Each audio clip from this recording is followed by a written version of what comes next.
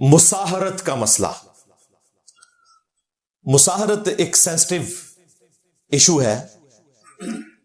عربی زبان میں سسرالی رشتوں کے لیے ٹرم یوز کی جاتی ہے مساہرت کی، لیکن یہاں پہ فقہ حنفی نے چند ایک ایسے خطرناک مسائل بتائے جو اکثر لوگ ہم سے پوچھتے بھی ہیں، پرچیوں کے ذریعے بھی، ہماری اکیڈمی میں فون کر کے. تو میں چاہ رہا ہوں وہ بھی کلیئر کر دوں. اس کی وجہ سے کافی لوگ پریشان بھی ہوتے ہیں، اور بعض لوگ جو ہے وہ ڈپریشن میں بھی چلے جاتے ہیں، بعض سائیکو بھی ہو جاتے ہیں کہ پتہ نہیں اب ہمارا رشتہ باقی رہا ہے اپنی بیوی کے ساتھ یا نہیں رہا، وہم کا شکار بھی ہو جاتے ہیں. اور وہ فقہ حنفی کی کتابوں میں آپ کو یہ بنیادی مسئلہ مل جائے گا. بہار شریعت اردو زبان میں اعلی حضرت کے خلیفہ مفتی امجد علی صاحب نے لکھی، انہوں نے بھی یہ لکھا مسئلہ. یہ فقہ حنفی کا مشترکہ دیوبند اور بریلویوں کا مسئلہ ہے، اور بلکہ شادی شدہ لوگوں کو پریشان کرنے کے لیے نا اکثر یہ مسئلہ وہ خود سے بتاتے ہیں، کسی کے دماغ میں نہیں ہوتا پہلے خود ڈالتے ہیں. جس طرح ان کی فقہ کی کتابوں میں لکھا ہے اگر کوئی کتے کے ساتھ یہ کر لے، کوئی بکری کے ساتھ کر لے، کسی کے دماغ میں بھی نہیں آیا ہوتا. تو چھوٹے چھوٹے بچوں کو یہ ان درس نظامی کے کورسز میں یہ پڑھاتے ہیں، تو کسی کے دماغ میں نہیں بھی آنا نا تو وہ چیزیں آ جائیں. اس طرح نا یہ شادی شدہ لوگوں کو نا یہ دماغ میں ڈالتے ہیں کہ جی غلطی سے اگر کوئی مرد رات کے وقت اٹھا اور اس کا شہوت والا ہاتھ بجائے اپنی بیوی کے اپنی بچی پہ پڑ گیا تو اس کی بیوی ہمیشہ کے لیے اس پہ حرام ہوگی، 3 طلاقیں، اور دوبارہ شادی بھی نہیں ہو سکتی. لو سامو، غلطی سے بھی، سرکار جان بوجھ کے نہیں، یہ ذرا پوائنٹ ٹو بی نوٹڈ، غلطی سے. مجھے بتائیں یہ قرآن و سنت کا مزاج ہے کہیں پہ کہ غلطی سے بھی ہو جائے؟ اس سے وہ مساہرت کا رشتہ بتاتے ہیں. اس طریقے سے اگر کسی داماد نے اپنی ساس کو ہاتھ لگایا اور ایگزیکٹلی اس وقت کوئی گندا خیال اس کے دماغ میں آیا تو اس کی اپنی بیوی اس سے فارغ ہوگی ہمیشہ کے لیے. یہ کوئی اس سے غلط کام کی بات نہیں ہو رہی، صرف ٹچ کرنے کے اوپر. اس سے بھی خطرناک مسئلہ، کسی سسر نے اپنی بہو کے سر پہ ہاتھ پھیرا یا اس کو ایک، ظاہر اس کی بچیوں کی جگہ محرم ہے، ہمیشہ کے لیے محرم ہے، ایون وہ طلاق بھی دے دے اس کا بیٹا تب بھی محرم ہے. سورہ النساء کی آیت نمبر 23 کے تحت اگر اس کے سسر کی نیت اس وقت خراب تھی ہاتھ لگاتے ہوئے صرف، تو وہ بہو اس کے اپنے بیٹے کے حق سے نکل گئی. وہ بیٹا بیچارہ مزدوری پہ گیا ہوا ہے، وہ طلاق کا اختیار بیٹے کو تھا، سسر نے پکڑ کے تو وہ بہو فارغ کروا دی. یہ تو بڑا آسان طریقہ ہو گیا ہے، نعوذ باللہ. فقہ حنفی والوں کو کوئی پریشانی کی ضرورت نہیں ہے. جو فقہ حنفی کے جو باپ پریشان ہے نا کہ ہمارے بچے جو ہے وہ ہماری بہوؤں کے پیچھے پاگل ہوئے ہیں اور اس کو طلاق نہیں دیتے ہیں، تو طلاق دینے کی ضرورت نہیں ہے. تسی بسم اللہ کرو تو فقہ سے فارغ ہو جائے گا، تھوڑا پتر باہر ہوئے گا تو صرف ہاتھ لال ہوتے فارغ. یہ میں مذاق اس لیے اڑا رہا ہوں کہ تاکہ پتہ چلے کہ آپ کے بزرگوں نے اسلام کی کیا خدمت کی ہے.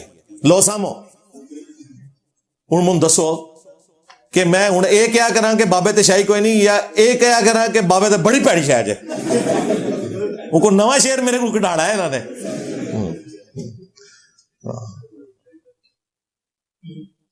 اب یہ وہ مسائل ہیں، وہ بتاتے ہیں کہ جی وہ آپ کو پتہ ہے اس طرح ہو جاتا ہے. اللہ سے ڈر جاؤ. اگر کوئی جان بوجھ کے بھی کوئی سسر بہو کو اس طریقے سے ہاتھ لگاتا ہے تو وہ لعنت کمار ہے. اس کے بیٹے کی طلاق کہاں سے واقع ہوگی؟ اس بیچارے کا کیا قصور ہے؟ وہ کہتے ہیں نہیں، وہ چونکہ اس سے حرمت ثابت ہو جائے گی. استغفر اللہ واتوب الیہ. اگر یہ مسائل اسی طریقے سے تھے تو سورہ النساء کی آیت نمبر 23 میں اللہ تعالیٰ نے اسے بیان کیا ہوتا. وہاں تو اللہ تعالیٰ نے محرمات ابدیہ بتا دیے ہیں کہ یہ حرمت والے رشتے ہیں، ان میں بھائی یہ آپ کے جو بنائے ہوئے رشتے ہیں نا یہ کوئی نہیں آتے. جھوٹی اور جعلی گھڑی ہوئی روایتوں کی بنیاد کے اوپر آپ نے یہ مسئلے اخذ کیے. اسی لیے پھر امام بخاری نے ان کی مٹی پلیت کی ہے فقہ حنفی والوں کی. امام بخاری نے صحیح بخاری میں عبداللہ ابن عباس کا قول لیا سورہ النساء کی آیت نمبر 23 جس میں محرمات ابدی آئے تھے کہ ہمیشہ کے لیے کون سی عورتیں تمہارے لیے حرام ہیں. حرمت علیکم امہاتکم، حرام کر دی گئی ہیں تمہارے لیے تمہاری مائیں ہمیشہ کے لیے، وبناتکم، اور تمہاری بیٹیاں، واخواتکم، اور تمہاری بہنیں، وعماتکم، اور تمہاری پھوپھیاں، وخالاتکم، اور تمہاری خالائیں۔ یہ محرمات ابدیہ والی جو آیت تھی اتنی دفعہ آئی ہے، تو میں نے ویسے پرنٹ کر کے اپنے سامنے رکھی ہوئی تھی، میں نے کہا اگر مجھے موقع ملا میں کوشش کرتا ہوں کہ مختصر وقت میں گفتگو مکمل ہو، لیکن اب چونکہ یہ اتنی دفعہ بیان ہوئی ہے تو میں نے کہا چلے میں کور کر دوں۔ اور تمہاری خالائیں، وبنات الاخ، اور تمہاری بھتیجیاں یعنی بھائیوں کی بیٹیاں، اور اسی میں اجماع امت ہے کہ ان کی آگے جو بیٹیاں ہیں نا وہ بھی حرام ہوگی۔ وہ مجھ سے ایک ویڈیو میں غلط اجتہاد ہوا تھا، پھر میں نے اس کے اوپر رجوع ریکارڈ کروایا تھا پوری تحقیق کر کے، کیونکہ میں نے اس کو غلط قیاس کیا تھا کہ چونکہ اس کا اب آگے باپ ڈیفرنٹ ہو جائے گا تو شاید وہی اینالوجی بنے گی جو آپ اپنی کزن میرجز میں کر سکتے ہیں۔ پھر مجھے ایک مولانا اسحاق صاحب کے شاگرد ہیں کاشف بھائی، انہوں نے فون کیا، انہوں نے مجھے کہا کہ اس طرح ہے یہ مسئلہ، تو آپ اس پہ تحقیق کریں۔ میں نے کہا کوئی حدیث، ان کا حدیث تو نہیں۔ پھر میں نے مختلف علماء سے پوچھا، شیعہ سے بھی، سنیوں سے بھی، سب نے کہا حدیث کوئی نہیں، یہ اجماع امت سے ٹرانسفر ہوا ہے۔ یعنی یہ انڈرسٹینڈنگ ہے کہ بھتیجیاں اور بھانجیاں جو ہے نا ان کی اولادیں بھی آپ کی بھتیجیاں اور بھانجیاں ہیں، اگرچہ ان کی آگے جو اولادیں ہیں وہ کسی اور مرد سے ہو رہی ہیں، لیکن آپ کے لیے وہ قیامت تک جتنی اولاد ہے نا اسی طریقے سے حرام ہوگی جس طرح آپ کی اپنی پوتے پوتیاں اور آگے نواسے نواسیاں اسی طریقے سے۔ تو تمہاری بھتیجیاں، وبنات الاخت، اور تمہاری بھانجیاں یعنی بہنوں کی بیٹیاں، وامہاتکم اللاتی ارضعنکم، اور تمہاری وہ مائیں جو دودھ کے رشتے میں ہیں، یہ وہ آ گیا جو میں نے شروع میں بیان کیا تھا، واخواتکم من الرضاعہ، اور تمہاری جو بہنیں ہیں رضاعت کے رشتے میں، یعنی جن عورتوں کا تم نے دودھ پیا ہے ان کی جو بیٹیاں ہوں گی وہ بھی تمہارے لیے حرام ہے۔ وامہات نسائکم، اور تمہاری عورتوں کی جو مائیں ہیں وہ بھی ہمیشہ کے لیے حرام ہے۔ یعنی جو ساس ہے، اگر کوئی شخص اپنی بیوی کو طلاق بھی دے دے تب بھی اس کی جو ماں تھی وہ ہمیشہ کے لیے آپ کے لیے حرمت والا رشتہ ہو گیا۔ وَرَبَائِبُكُمُ اللَّاتِي فِي حُجُورِكُمْ، اور وہ بچیاں جو تمہاری عورتوں کی ہیں اور تمہاری پرورش میں ہیں۔ یعنی ایک عورت جس کی بچیاں تھی اس نے دوسری شادی آپ کے ساتھ کی، اس کا خاوند فوت ہو گیا یا طلاق دے دی، تو پہلے خاوند سے جو اس کی بیٹیاں ہیں نا وہ اب آپ کی بیٹیوں کی مانند ہے، کیونکہ ان کی ماں کے ساتھ آپ نے شادی کر لی ہے، تو یہ اس کا ذکر ہے۔ من نسائکم اللاتی دخلتم بہن، ان عورتوں کے کیس میں جن کے ساتھ تم صحبت کر چکے ہو، ان کی جو پہلے خامدوں سے بچیاں ہیں وہ بھی تمہاری بیٹیوں کی مانند ہیں۔ فَإِن لَمْ تَكُونُوا دَخَلْتُمْ بِهِنْ، لیکن اگر تم نے ان کے ساتھ صحبت نہیں کی، صرف زبانی کلامی رشتہ ہوا تھا، رخصتی نہیں ہوئی تھی اور پھر طلاق ہو گئی، تو اب جو اس کے پہلے خامند کی بیٹیاں ہیں وہ آپ کے لیے حلال ہیں، کیونکہ آپ نے ان کی اس والدہ کے ساتھ صحبت اختیار نہیں کی، رخصتی نہیں ہوئی تھی۔ یہ ساتھ اللہ تعالیٰ نے کلیئر کر دیا۔ فلا جناح علیکم، پھر تمہارے اوپر اس حوالے سے کوئی حرج نہیں۔ وحلائل ابنائکم الذین من اصلابکم، اور جو تمہارے بیٹوں کے لیے حلال ہوئی ہیں ان کی بیویاں، یعنی تمہاری جو بہو ہیں وہ بھی تمہارے لیے اب ہمیشہ کے لیے حرام ہے۔ جس طرح بیٹے کے لیے باپ کی ساری بیویاں حرام ہے، خواہ وہ ڈائریکٹلی اس کی اپنی ماں ہو یا رشتے میں جو ماں، اسی طریقے سے آپ کے بیٹے نے جس کے ساتھ صحبت کی ہے وہ بھی ہمیشہ کے لیے اب آپ کے اوپر حرام ہوگی، وہ بھی آپ کی بیٹیوں کی مانند ہے، یعنی آپ کی بہو۔ یہ وہ 12 رشتے آئے، اور پھر ساتھ آیا ایک ٹیمپرری طور پہ جو حرمت والا رشتہ ہے، جو پرماننٹ نہیں ہے، وقتی طور پہ۔ وَأَن تَجْمَعُوا بَيْنَ الْأُخْتَيْنِ، اور یہ بھی تمہارے لیے حرام کر دیا گیا کہ تم 2 بہنوں سے اکٹھا نکاح والا معاملہ کرو.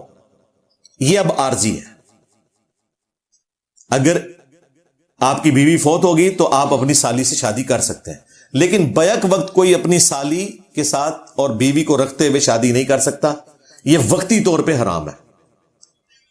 اگر وہ فوت ہو گئی تو اس کے بعد شادی ہو سکتی ہے, الا ما قد سلف, سوائے اس کے کہ جو پہلے تم سے کوئی غلطی ہو چکی اس پہ معافی مانگو, اور وہ سارا اگر کوئی اس طرح کا سلسلہ تھا اسے ختم کرو.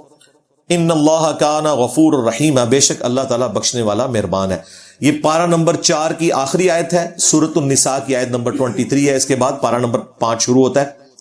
پھر پارہ نمبر 5 کے سٹارٹ میں بھی ایک اور رشتہ بھی بیان ہوا کہ وہ بھی تمہارے لیے حلال نہیں ہے, اور وہ یہ ہے کہ کسی دوسرے مرد کی بیوی سے بھی تم شادی نہیں کر سکتے جب تک کہ وہ اپنے مرد کے عقد میں ہے. یہ بھی ٹیمپرری طور پہ ہے, اگر وہ طلاق دے دے پھر آپ شادی کر سکتے ہیں. اب یہ جو ذکر آیا کہ 2 بہنوں کو آپ ایک نکاح میں ایک وقت میں اکٹھا نہیں کر سکتے, یکے بعد دیگرے کر سکتے ہیں, اس کی سب سے بڑی مثال سیدنا عثمان رضی اللہ تعالیٰ عنہ علیہ السلام, سیدہ رقیہ اور ام کلثوم, نبی الاسلام کی 2 اپنی حقیقی بیٹیاں یکے بعد دیگرے حضرت عثمان کے عقد میں تھیں. اسی وجہ سے ان کا لقب ہے ذو النورین, 2 نوروں والا, یعنی نبی الاسلام کی آنکھوں کا نور آپ کی بیٹیاں ان کے عقد میں آئیں, اور بہت بڑی فضیلت ہے. کسی اور شخص کے حق میں یہ فضیلت نہیں ہے. ہمارے علم میں تو پلانٹ ارتھ پہ ایسا کوئی اور خوش نصیب کسی بھی امت میں نہیں ہے کہ وقت کے پیغمبر کی 2 بیٹیاں یکے بعد دیگرے اس کے عقد میں آئی ہوں. یہ حضرت عثمان کا بہت بڑا ایک اعزاز ہے رضی اللہ تعالیٰ عنہ علیہ السلام. لیکن بیک وقت نہیں اکٹھی ہو سکتی. اچھا, قرآن میں اتنا ہی ذکر تھا, اس کی ایکسٹینشن پھر نبی الاسلام نے کی ہے. بخاری مسلم میں وہ حدیث ہے کہ پھوپھی اور بھتیجی بھی ایک وقت میں جمع نہیں ہو سکتی کسی مرد کے ہاں, اور خالہ اور بھانجی بھی جمع نہیں ہو سکتی. یعنی ایک ہی وقت میں کسی عورت سے اور اس کی پھوپھی سے آپ شادی نہیں کر سکتے. یا تو اس کی پھوپھی سے شادی کریں یا اس سے کریں, ایک وقت میں نہیں کر سکتے. ہاں, آپ کی بیوی مر گئی اس کی پھوپھی سے کر سکتے ہیں, یا وہ مر گئی اس کی بھتیجی سے کر سکتے ہیں. اس طرح خالہ اور بھانجی کو بھی جمع نہیں کر سکتے. اس سے آپ کو ایک فارمولہ پتا چل گیا, اور وہ بڑا آسان سا فارمولہ ہے کہ وہ تمام 2 عورتیں جن میں سے اگر کسی ایک کو مرد تصور کر لیا جائے, وہ کسی مرد کے ہاں اکٹھی جمع نہیں ہو سکتی. مثلا قرآن میں تو آیا کہ 2 بہنیں کسی مرد کے ہاں اکٹھی جمع نہیں ہو سکتی. اب یہ 2 بہنوں میں سے اگر ایک کو مرد تصور کر لیا جائے تو یہ آپس میں کیا بن گئے؟ بہن بھائی بن گئے نا. تو کیا بہن بھائی کی آپس میں شادی ہو سکتی ہے؟ نہیں. تو بس یہ فارمولہ بن گیا کہ اب یہ 2 عورتیں ہیں, یہ اکٹھی کسی تیسرے مرد کے ہاں نہیں جا سکتی. اسی طریقے سے کوئی مرد اپنی پھوپھی سے شادی کر سکتا ہے, اس میں آیا کہ وہ تو حرام ہے. اب اس مرد کی جگہ آپ عورت تصور کر لیں, یعنی وہ بھتیجی اور وہ پھوپھی, وہ کسی تیسرے مرد کے ہاں اکٹھی نہیں ہو سکتی. خالہ اور بھانجی میں سے اگر ایک کو مرد تصور کر لیا جائے, یعنی یہ خالہ اور وہ بھانجا ہو گیا, کیا خالہ اور اس کا بھانجا آپس میں شادی کر سکتے ہیں؟ نہیں کر سکتے. سورہ النساء کی آیت نمبر 23 میں ہے. تو اب اگر اسے آپ بھانجی تصور کریں تو یہ 2 عورتیں بھی کسی ایک مرد کے ہاں اکٹھی جمع نہیں ہو سکتی. یہ ایک سمپل فارمولہ ہے, اور یہ کوئی پریشان ہونے کی ضرورت نہیں, یہ ہوتا بھی کوئی نہیں ہے. یہ کوئی کبھی پوچھ لے تو اس کے لیے, ادروائز اس طرح نہیں ہو رہا ہوتا معاشرے میں. یہ تو اسٹیبلش ہے, لوگوں کو پتا ہوتا ہے. کبھی کبھار کوئی ایک کمپلیکس کیس آ جائے تو آ جائے, ادروائز عموماً اس طرح نہیں ہوتا کہ کوئی اس طریقے سے رشتے چلا رہا ہو اور شادیوں پہ شادیاں ہو رہی ہوں. اللہ کا شکر ہے کہ جو بے نمازی بھی ہے نا, وہ بھی نکاح اور طلاق کے مسائل جو ہے نا وہ علماء سے پوچھ کے چل رہے ہوتے ہیں, اور جنازہ بھی اینڈ پہ علماء نے ان کا پڑھانا ہوتا ہے. باقی آگے پیچھے بے شک مسجد کا منہ بھی نہ دیکھیں, لیکن کم از کم جو ریچولز ہیں, رسومات, بس یہ دین ریچولز کا ہی نام رہ گیا. تو اس میں بلکہ یہ آپ کو زیادہ اس معاملے میں سینسٹیو نظر آئیں گے. نماز ایک نہیں پڑھتے ہوں گے اور نکاح طلاق کے مسائل اتنی وہ شوق سے پوچھ رہے ہوں گے اور اتنے ڈر ڈر کے پوچھ رہے ہوں گے کہ بندہ کہتا ہے پتہ نہیں کتنا پرہیزگار آدمی ہے. اور پرہیزگاری ہے کہ نماز ایک نہیں پڑھی کبھی. لوگ اپنا مسلک بدل لیتے ہیں, کٹھی 3 طلاقیں دیتے ہیں, جا کے اہل حدیثوں سے فتویٰ لے آتے ہیں, اور وہاں پہ ان کو لکھوایا جاتا ہے کہ آج کے بعد ہم اہل حدیث ہوتے ہیں. اور وہ اہل حدیث بس صرف اس مدرسے کے گیٹ کے اندر ہوتے ہیں, باہر نکلتے ہی کہتے ہیں نجدی.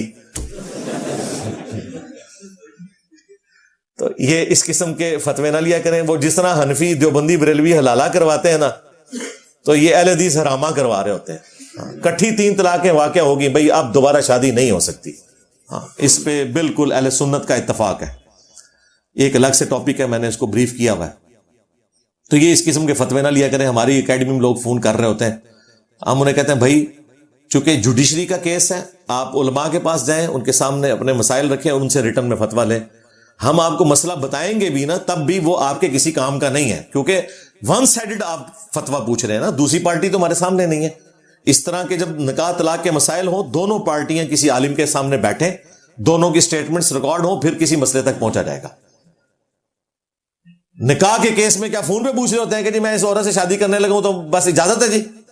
باقاعدہ پوری سرمنی کی جاتی ہے, گواہ بٹھائے جاتے ہیں, نکاح رجسٹرار بلایا جاتا ہے, ایک خطیب آتا ہے جو نکاح کا خطبہ پڑھتا ہے. طلاق کے مسائل فون پہ پوچھ رہے ہوتے ہیں, جو زیادہ سینسٹیو مسئلہ ہے. اس طرح فون پہ نہیں مسئلے پوچھے جاتے. جن کا بھی مسئلہ ہو بھائی, جس مسلک میں آپ تھے انہی کے پاس جائیں, انہی کے سامنے اپنے مسائل رکھیں اور فتویٰ لیں. یہاں ہماری اکیڈمی میں فون کر کے ہمیں جو ہے اس معاملے میں آزمائش میں مبتلا نہ کیا کریں. ہم اگر مسئلہ بتائیں گے بھی تو وہ صرف مسئلے کے طور پر ہوگا, اس کے اوپر آپ عمل اس لیے نہیں کر سکتے کہ ہمیں تو دوسری پارٹی کا پتہ ہی نہیں ہے کہ آپ سچ بول رہے ہیں کہ جھوٹ بول رہے ہیں.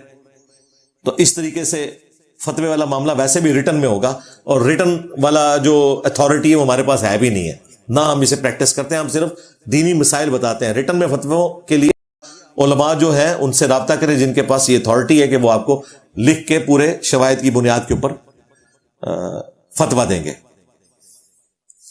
تو یہ ایک کریٹیکل مسئلہ تھا, میں نے اس لیے اس کو مساہرت کے مسئلے کو بھی بیان کر دیا. اب امام بخاری رحمۃ اللہ علیہ نے سورہ النساء کی آیت نمبر 23 کے کانٹیکسٹ میں ابن عباس کا ایک قول نقل کیا ہے کہ وہ کہتے ہیں کہ 7 رشتے نسب کی وجہ سے حرمت والے ہوتے ہیں, یعنی بلڈ لائن کی وجہ سے, اور 7 سسرالی رشتے ہیں جو حرمت والے ہو جاتے ہیں, یعنی سسر اور بہو کا رشتہ ہو جاتا ہے. اسی طریقے سے ایک مرد کے لیے اس کی ساس محرم ہو جاتی ہے ہمیشہ کے لیے. یہ جو حدیث امام بخاری نے لی, ابن عباس کا قول, اس کے نیچے تعلیقاً پھر انہوں نے یہ مساہرت کا سارا مسئلہ ڈسکس کیا کہ اگر کوئی ہاتھ لگا لے اس طریقے سے, اور پھر انہوں نے کنکلوڈ کیا کہ یہ اس قسم کی جتنی باتیں ہیں یہ بالکل جعلی ہیں, ان کی کوئی اثر موجود نہیں ہے. اس طریقے سے نہیں ہوتا کہ اگر ایک سسر نے اپنی بہو کو غلط نیت سے ٹچ کیا ہے, صرف ٹچ کیا ہے, اور وہ اس کے بیٹے کے حق سے ہمیشہ کے لیے نکل گئی. کتنا بڑا ظلم ہے یار. ٹھیک ہے, تو یہ مسئلہ کوئی ثابت نہیں ہوتا. اس چیز کو پھر امام بخاری نے صحیح بخاری میں تعلیقاً سارا ڈسکس کیا ہوا ہے.